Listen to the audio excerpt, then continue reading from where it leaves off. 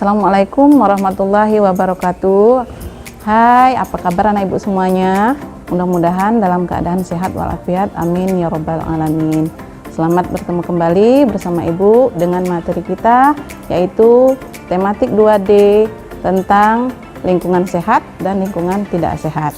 Sebelum itu, marilah kita membaca basmalah terlebih dahulu. Bismillahirrahmanirrahim.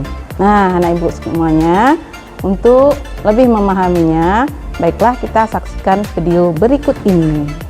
Baiklah anak ibu semuanya, bertemu kembali kita dengan pelajaran tematik 2D kelas 2. Itu tentang lingkungan sehat dan lingkungan tidak sehat, ya. Kemudian, adapun tujuan pembelajaran, Ananda diharapkan dapat membedakan lingkungan sehat dan tidak sehat. Di sini ada dua gambar ya nak ya. Nah, di sini lingkungan sehat dan lingkungan tidak sehat. Ini kita lingkungannya yaitu di rumah ya nak ya. Di rumah. Sini gambar yang pertama. Mbak, kita perhatikan. Lingkungannya sudah terlihat bersih, yaitu tidak terkena kotor. Nah, kalau bersih tentunya sudah bisa disebut sehat. Nah, sehat itu yaitu bebas dari sakit. Nah, sudah bersih, sudah sehat, tentu lingkungannya terlihat lebih rapi atau lebih teratur. Nah, di sini ada lagi gambar yang di sebelahnya lagi, nah perhatikan. Nah, rumahnya bagus tetapi terlihat bersih atau kotor. Nah, yaitu banyak sampah berserakan di depan rumahnya, berarti terlihat kok kotor. Nah, kotor itu keadaan tercemar atau tidak bersih. Nah, di tempat yang kotor biasanya terdapat barang-barang yang tidak terpakai atau disebut dengan sampah. Nah, di sini di tempat sampah biasanya ada terdapat lalat. Lalat itu serangga kecil yang suka hinggap pada sisa makanan. Nah, lalat tadi yaitu lalat itu bisa membawa kuman. Nah, kuman ini bisa menyebabkan penyakit. Penyakit adalah suatu yang menyebabkan gangguan kesehatan. Oke ya, anak ibu. Nah, kemudian kita lihat di sini ada sekolah, berarti di lingkungan sekolah. Sekolahnya ada yang terlihat bersih, yaitu tidak ada sampah, tidak berserakan, berarti teratur dan terlihat lebih rapi. Kemudian di sini ada lagi sekolah yang halamannya, karena ibu bisa perhatikan ada sampah, kemudian ada rumput-rumputan, ada sampah berserakan. Nah, ini terlihat tidak bersih atau tidak rapi. Kemudian di sekolah itu terdapat kelas. Nah, di sini di kelasnya nak ya, perhatikan di kelasnya itu banyak berserakan sampah kertas-kertasnya. Nah, kalau kertas-kertasnya berserakan berarti kelasnya tidak bersih. Nah, di kelas yang tidak bersih itu terdapat sarang. Nah, sarang itu adalah tempat tinggal, tempat persembunyian. Apa yang bersembunyi di sana? Yaitu terdapat kuman. Kuman makhluk hidup penyebab penyakit. Nah, kemudian di kelas terdapat apa? Terdapat papan tulis. Bersih tidak papan tulisnya?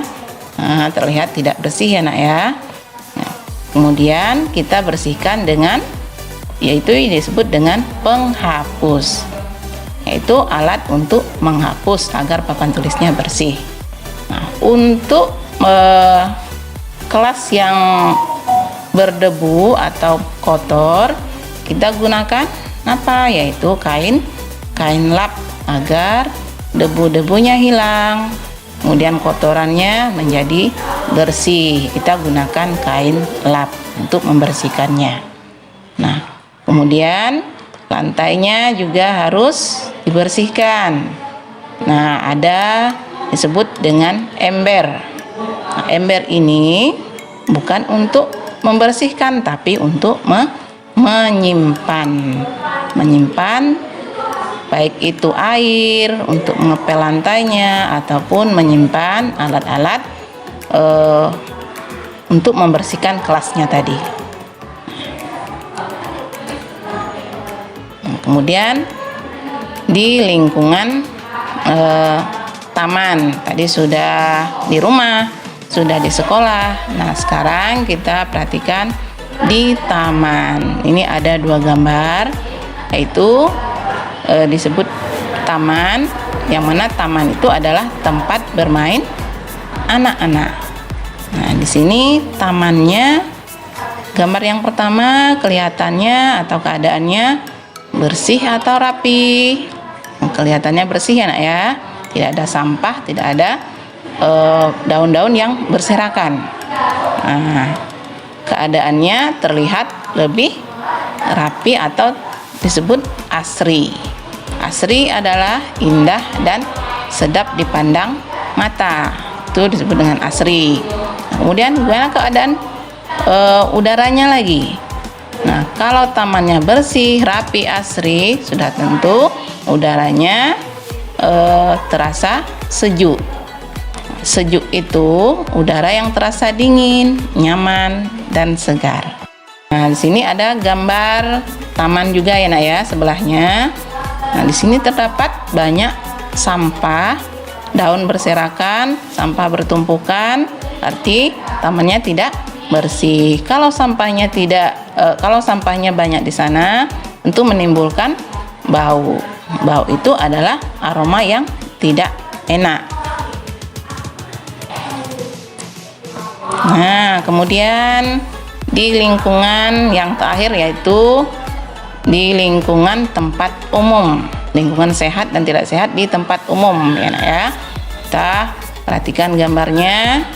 Nah, di sini itu ada namanya pasar tradisional ya, ada bacaan pasar tradisional, berarti pasar adalah tempat umum. Nah, pasar ini adalah tempat orang berjual beli.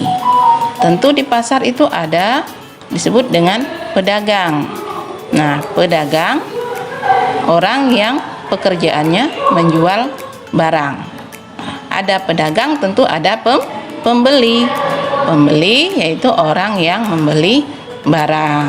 Nah, pada gambar yang pertama, anak ibu bisa perhatikan, kelihatannya adalah pasarnya rapi dan bersih.